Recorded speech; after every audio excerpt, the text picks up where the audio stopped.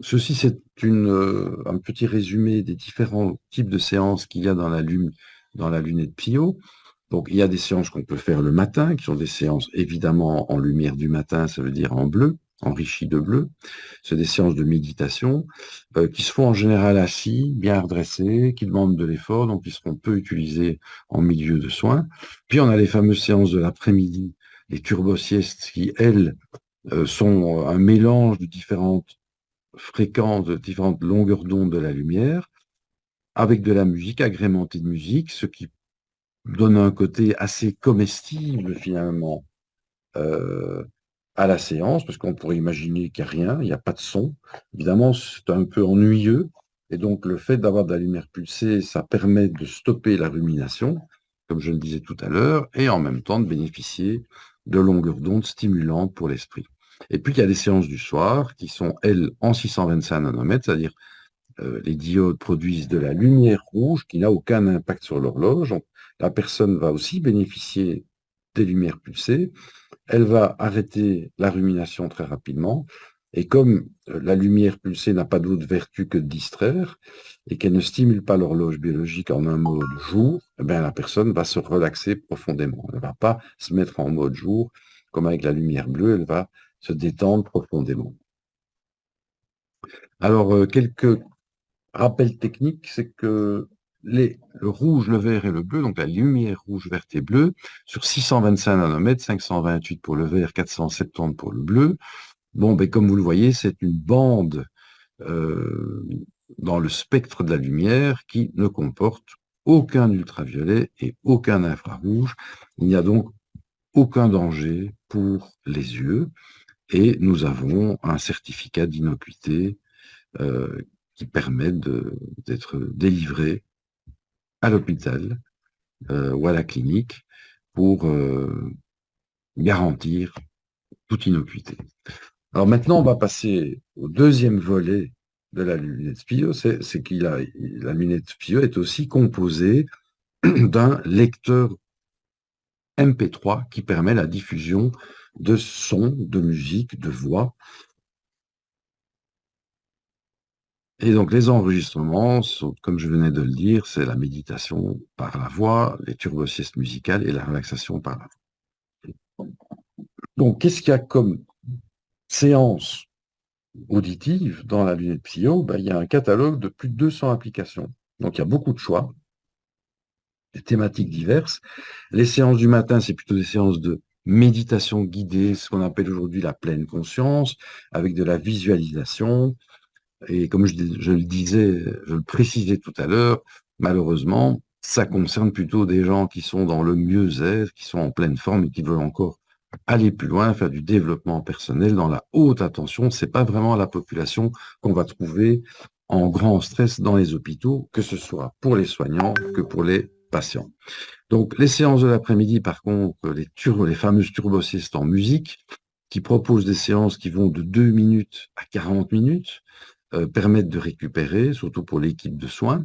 Et les séances du soir sont des séances de relaxation guidée, euh, les fameux audiocamans qui permettent de lâcher prise avec l'attention et des suggestions apaisantes en multi-évocation.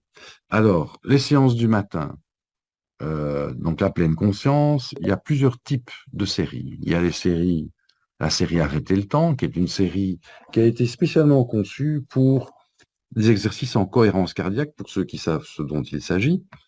Il y a la série Nova Era, qui est une série qui propose la visualisation guidée avec un lâcher-prise en musique qui suit pour l'intégration. Et puis, il y a la série W, qui est vraiment quelque chose de très original, qui est en fait ce qu'on appelle la double écoute, qui est une série qui propose, dans un premier temps, un effort mental dans l'attention pour être en méditation et qui, en écoutant les conseils, permet de faire un certain type de travail de visualisation, qui sera suivi dans un deuxième temps par un lâcher-prise en coucher, une intégration en multi-évocation. Donc, c'est une série un peu hybride. Encore une fois, pas pour les maisons de soins, donc je passe rapidement là-dessus. Donc, les séances de l'après-midi, comme je le disais tout à l'heure, elle passe de 2 à 5 minutes, de 5 à 15 ou de 25 à 50 minutes, donc il y a différents types de longueurs. Ben, en fait, en fonction de l'état de fatigue dans lequel on sera, ben, on utilisera plutôt des séances courtes ou des séances plus longues. Leur contenu, c'est à la fois soit de la musique avec des fréquences audio, soit il y en a quand même certains qui sont équipés de relaxation par la voix et tout en bénéficiant des tons bleus. Et donc, en fait, il s'agit effectivement d'un cas particulier, c'est qu'on aura quelques enregistrements par la voix qui sont des enregistrements qu'on utilise en général le soir, mais pour une catégorie de dépressifs, que ce soit la dépression saisonnière, donc les gens qui sont sensibles à la lumière du jour qui est manquante en hiver, ou les dépressifs tout court, eh bien ceux-là vont bénéficier des séances du soir, mais en version bleue, en version stimulante, parce qu'on ne peut pas se permettre de ne pas stimuler un maximum des personnes qui sont en soins pour des dépressions. Donc ça, c'est le cas particulier des séances par la voix, l'après-midi. Donc, les séances du soir, en général, sont développées pour la relaxation et le lâcher-prise de l'attention. Et dans ce lâcher-prise, on va écouter des enregistrements avec une thématique en rapport avec le titre.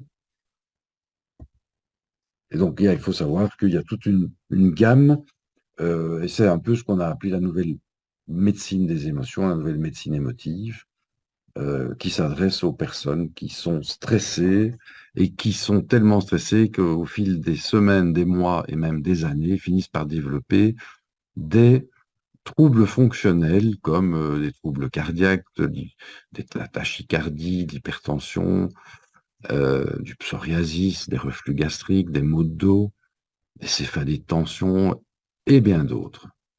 Alors, on va un petit peu détailler qu'est-ce qu'il y a dans un audiocaman, hein, de quoi est-ce qu'il est composé, pour que vous compreniez bien ce qui se passe pendant l'écoute de ces enregistrements audio guides.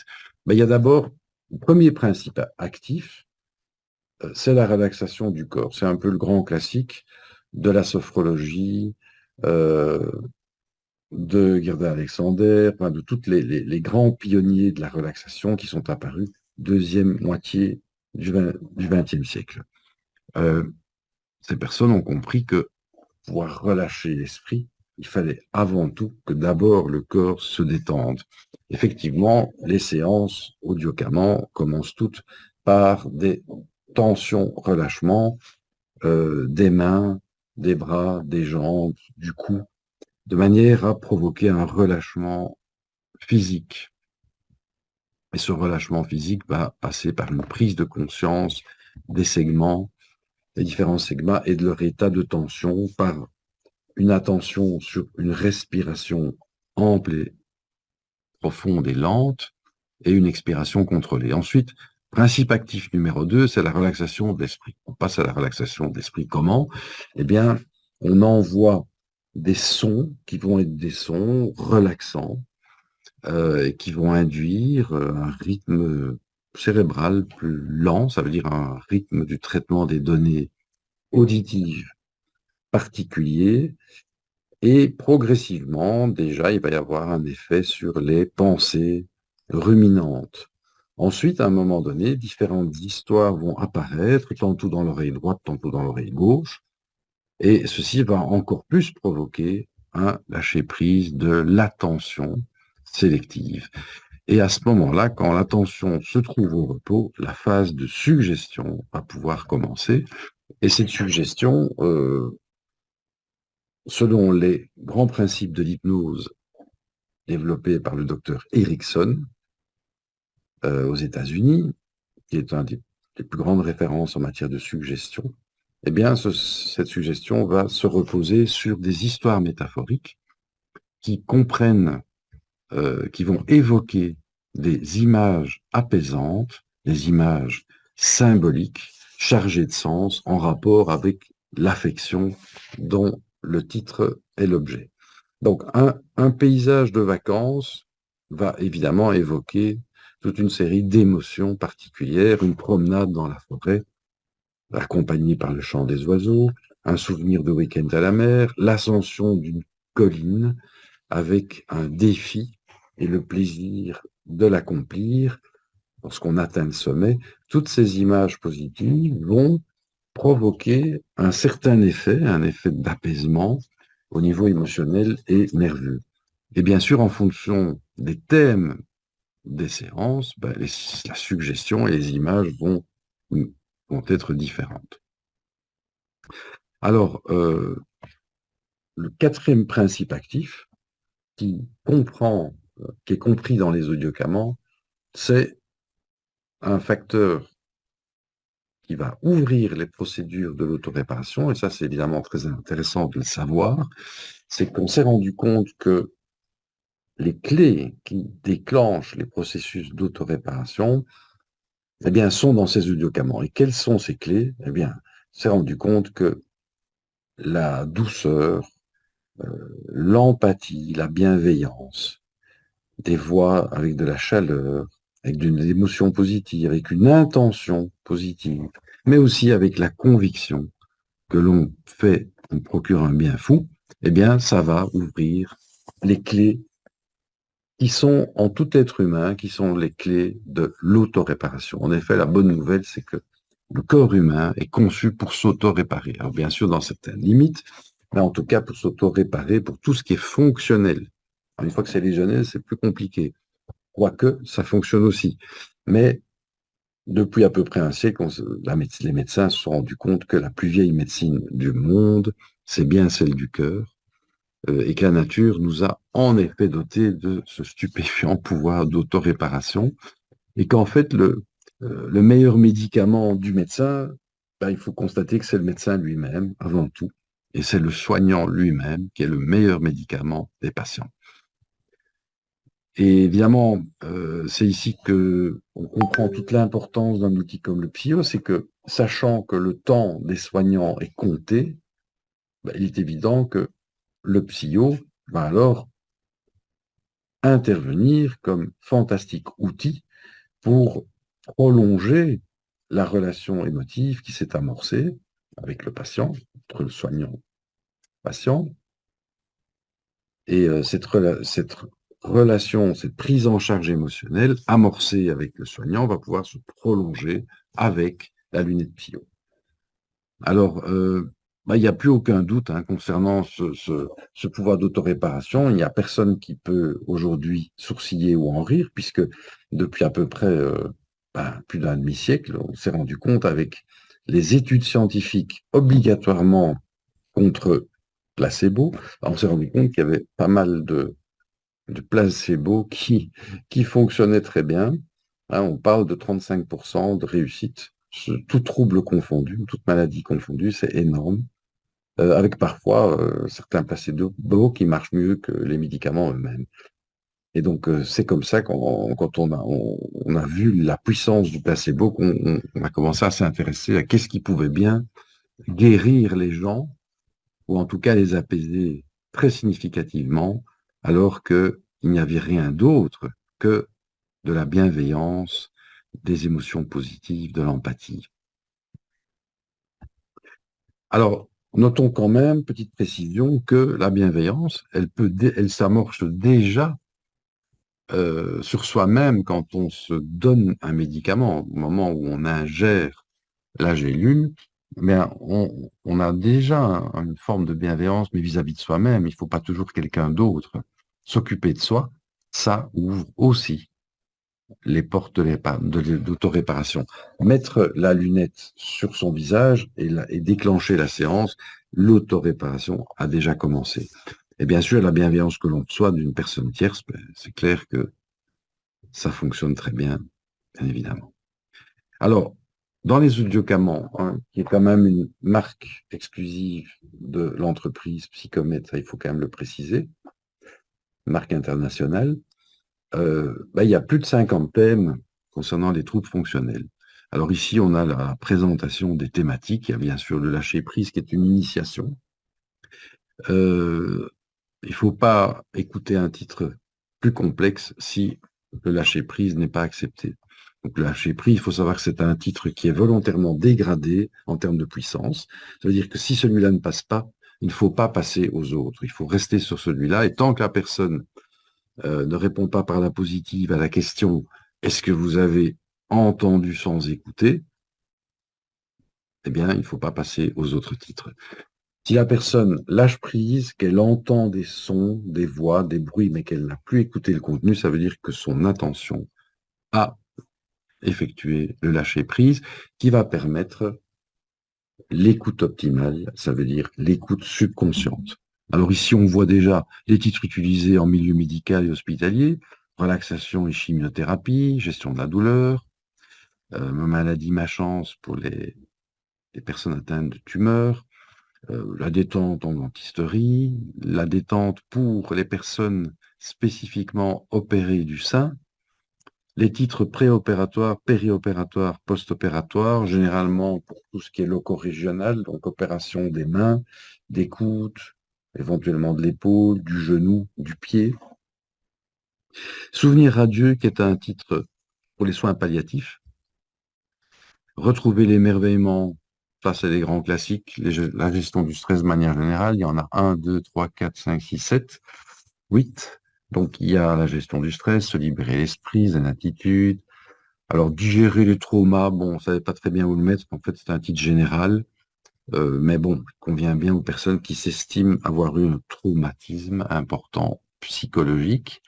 Gestion du stress après une séparation, euh, mémostimulation, bon, c'est plutôt pour les personnes qui ont des problèmes pour mémoriser, personnes âgées. Zen Flight, qui est spécifiquement conçu pour les personnes qui stressent lorsqu'ils font des voyages. Alors, c'est vrai que ces titres-là sont moins indiqués pour les maisons de soins, mais c'est bien de savoir qu'ils existent. Alors, pour les troubles dépressifs, ben, on a 3 titres. Douceur et plaisir de vivre, joie de vivre et retrouver la joie. Bon, ceci dit, tous les titres de relaxation vont plaire à des personnes dépressives. Donc, on n'est pas obligé d'utiliser que ceux-là. Pour les troubles du sommeil, nous avons aussi 3 titres. S'endormir naturellement, s'endormir tout court et s'endormir au jardin des dieux. Alors, pour les troubles fonctionnels dus au stress, bon, ben, il y a le baby blues. Il y a aussi la relaxation prénatale. Donc, il y a relaxation prénatale et relaxation postnatale. Il y a pour les personnes atteintes de troubles obsessionnels compulsifs, TOC, il y a un titre pour renforcer l'immunité, la relaxation du côlon, l'élimination des verrues, qui sont bien connues pour leur aspect psychosomatique, le titre acouphène, qui est celui qui marche probablement le moins bien de tous, sachant que les acouphènes ont d'autres origines que le stress. Gérer la fibromyalgie, troubles gastriques, gastro-relaxation, relax, et j'en ai plein de dos, cardio-relaxation, céphalée, les troubles sexuels, les troubles respiratoires et les troubles de la peau. Ensuite, tous les troubles alimentaires, anorexie, émotion et appétit, changer l'esprit de silhouette, le yoga de la table, se libérer du sucre, gérer la boulimie, qui sont évidemment des titres directement liés au stress et qui influencent directement l'appétit ou l'arrêt de l'appétit. Même chose pour les titres alcool free, donc sevrage des drogues légales, arrêter de fumer, ne pas reprendre la cigarette. Alors, faisons un petit résumé global maintenant. On a détaillé d'une part la lumière, d'autre part tout ce qui est audio. Ben, en fait, tous ces sons et cette lumière vont ensemble concourir à un effet, à une synergie.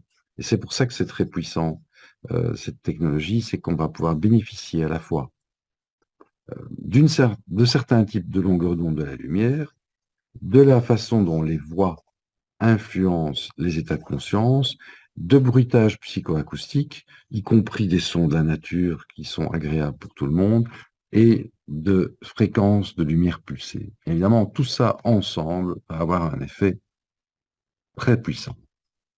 Alors, Petit détail en ce qui concerne le champ de conscience dans lequel on travaille, eh bien, tant, ici on a en fait un peu l'idée d'un curseur qui se balade dans le champ de conscience, à gauche les hauts états d'attention, qui ensuite vont passer en attention normale, puis en attention flottante, et c'est surtout quand l'attention est mise au repos que nous allons travailler tant pour les turbosiestes que pour les audiocamans. On se retrouve au bord du sommeil, qui est un état de non-attention. On s'enfonce dans le sommeil profond et sommeil paradoxal où là on n'entend plus rien. Donc ce n'est pas un état que l'on recherche. Donc à qui s'adressent les programmes du PSYO? C'est en général aux personnes qui ont grand besoin de repos, de récupération rapide, de relaxation profonde, et tout ça se passe bien évidemment avant le sommeil. Alors maintenant on va passer un peu à des explications scientifiques sur des notions dont vous avez sûrement déjà entendu parler, sont les ondes cérébrales. Alors, comment est-ce qu'on objective ce qui se passe avec un PSYO? Ben, on va analyser l'activité corticale en plaçant des électrodes sur le cortex et on va capter l'activité bioélectrique, l'activité électrique des neurones. Cette activité électrique, évidemment, résultant des échanges entre les cellules neuronales. Ces échanges induisent des différences de potentiel au niveau du cortex, qui est cette couche externe juste sous le crâne, et grâce aux électrodes placées sur le scalp, on va percevoir cette activité électrique et on va pouvoir l'analyser. Et qu'est-ce qu'on va voir apparaître sur l'électroencéphalogramme? Ben, on va voir apparaître soit une activité très rapide, c'est ce qu'on appelle les ondes bêta, qui sont des ondes, il ne faut pas le retenir, de 12 à 38 Hertz. Quand la personne commence à fermer les yeux et à se relâcher, ben on va voir apparaître des ondes plus lentes, qui sont très connues, qui sont les fameuses ondes alpha, à qui on attribue beaucoup de vertus. En fait, elles sont simplement des ondes qui témoignent d'un ralentissement de l'activité cérébrale. Et là, on a remarqué que c'est entre 8 et 12 cycles par seconde. Et puis, on observe des tracés encore plus lents, qui témoignent d'une activité encore moins intense du cortex. Effectivement, il n'y a pratiquement plus de pensée analytique à ce moment-là. On est au bord du sommeil. Ce sont les fameuses ondes θ. Ce sont des ondes très récupératrices, de 3 à 8 par seconde. Et ensuite, si la personne tombe en sommeil, ben là, en sommeil, on va se retrouver dans un fonctionnement encore plus lent de l'encéphale, où on est de 0,2 à 3 cycles secondes. Donc, le cerveau passe en mode très lent, en ce qui concerne le cortex en tout cas. Alors, qu'est-ce qu'il faut en déduire de tout ça? Ben, c'est tout simplement que, ici, c'est une cartographie. Donc, on a imagé ces ondes cérébrales en couleur. En rouge, on a l'onde alpha. Et on se rend compte qu'ici, on a ciblé sur l'alpha. Ben, on se rend compte qu'on passe en alpha, c'est-à-dire en rouge, en quelques minutes, en moins de 10 minutes, avec une lunette PSYO, on va passer en alpha. Donc, à gauche, on a une vue du ciel, sur un encéphale avant PSYO. On voit qu'il y a du rouge à l'occiput, qui est la zone corticale visuelle. Et après 10 minutes, on voit que ce rouge a envahi pratiquement tout l'encéphale, donc ça va très vite. L'induction en relaxation est très rapide. En ce qui concerne la validation clinique, on a beaucoup de références, puisqu'on a à peu près une centaine d'hôpitaux maintenant équipés de la lunette PSYO, tant en anesthésie loco-régionale, en dentisterie, en laboratoire du sommeil, en salle de réveil, en médecine préventive aussi, dans certains ministères, par exemple, en chirurgie capillaire, en chimiothérapie, en soins palliatifs, en post-opératoire, en salle de réveil ou en chambre. Alors maintenant, on va parler d'un tout autre sujet, c'est comment introduire à un patient la lunette. Ce qu'il faut savoir, c'est que ça ne sert à rien de raconter beaucoup de choses. Il faut faire une introduction la plus courte possible et passer à l'essai, à la pratique le plus rapidement possible.